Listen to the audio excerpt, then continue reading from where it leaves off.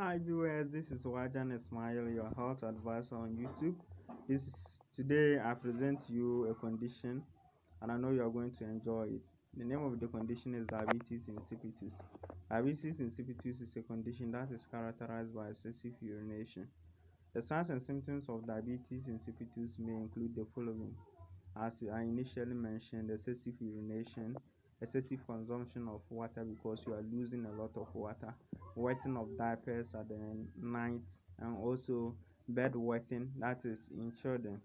And also it may come with fever, vomiting, and sometimes weight loss in children. The complications of diabetes insipidus may include number one, dehydration. Because you are losing a lot of water, you'll be dehydrated. Aside dehydration, you might have imbalance of electrolytes, or you may be losing electrolytes like sodium and then potassium, which is supposed to be replaced immediately.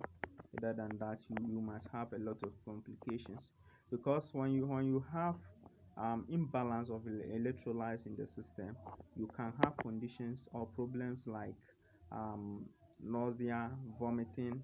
You may also experience muscle weakness, and sometimes it can be very dangerous.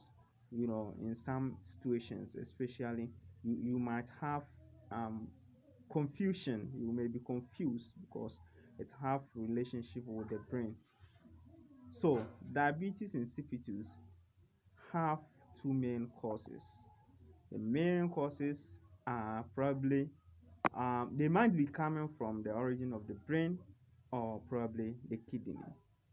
What happens is that the brain produces a hormone called the antidiuretic hormone, and this hormone is produced at the hypothalamus and stored at the posterior pituitary gland. When this hormone is being released, it acts on the kidney tubules to retain some amount of fluid in the body, or to prevent you from urinating excessively. In medicine, when we say diuresis, it is urination.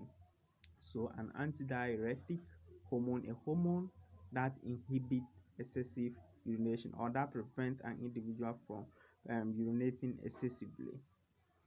Now, how can diabetes insipidus be classified? It may be classified under the following. Number one, we have what we call central diabetes insipidus. Central diabetes insipidus occurs as a result of probably a tumor or a malignancy or a trauma as a result of an accident. When this happens, it either prevents the production of the antidiuretic hormone or its storage at the posterior pituitary gland. So in such individuals, they may also experience excessive urination, which is diuresis or diabetes insipidus. People who also have problem with their kidney tubules may also have diabetes insipidus, because though the brain is producing diuresis, all right, but the kidney is not able to respond to the hormone that is being produced and stored at the posterior pituitary gland. So because it's not able to respond to the hormone is not going to be functional in the system, and as a result of that, they might also pass out excessive urine more than expectation. And also during pregnancy, certain enzymes are being produced, and these enzymes inhibits the antidiuretic hormone. So we say that one is gestational diabetes insipidus. As a result of the pregnancy, an individual is not able to or the hormone that is being produced in the human system is not able to act well on the kidney tubules, because the enzymes has inactivate them. Now, how then will we go by diabetes insipidus? When you realize you have diabetes insipidus and you see your medical personnel or your doctor, he might look at the origin of the problem and tackle it as expected. So if it is central diabetes insipidus, your doctor might provide to you what we call desmopressin, which is a synthetic antidiuretic hormone, so that it will act on the kidney to prevent the excessive urination. Aside that, you might be encouraged to always take in a lot of fluid because you are passing out fluid. Some medications are also very good because they help to retain the amount of antidiuretic hormone being produced in the system, or they increases the antidiuretic hormone level in the system. Medications like chlorpropamide or indomethacin are administered. Sometimes they are prescribed by some practitioners to help retain the antidiuretic hormone in the system so that it can work as expected.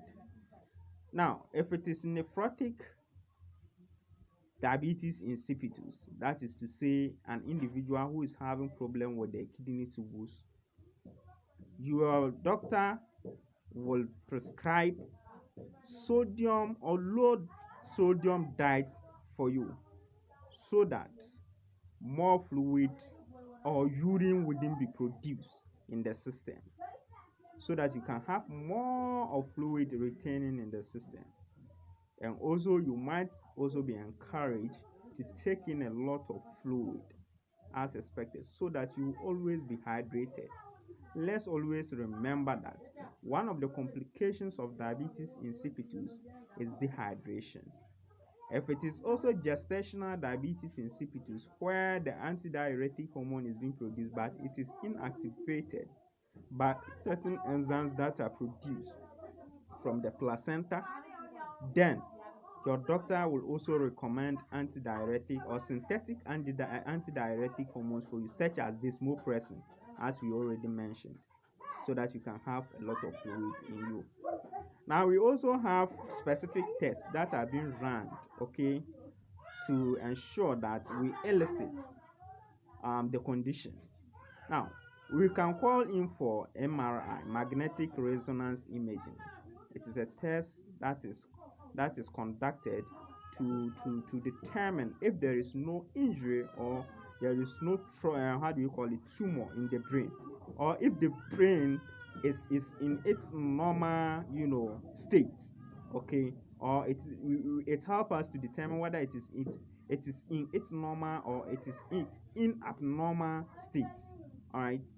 You can also conduct a test called fluid deprivation test.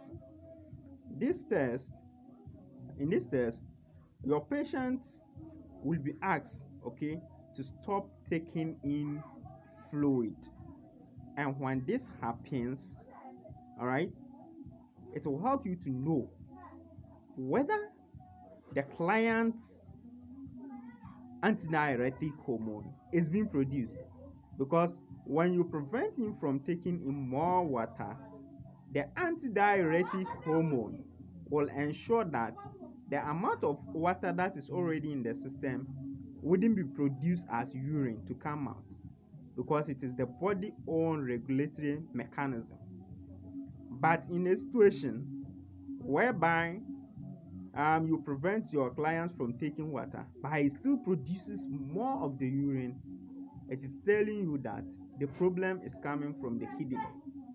Okay, the problem is coming from the kidney, because during the process you can administer antidiuretic hormone, synthetic one.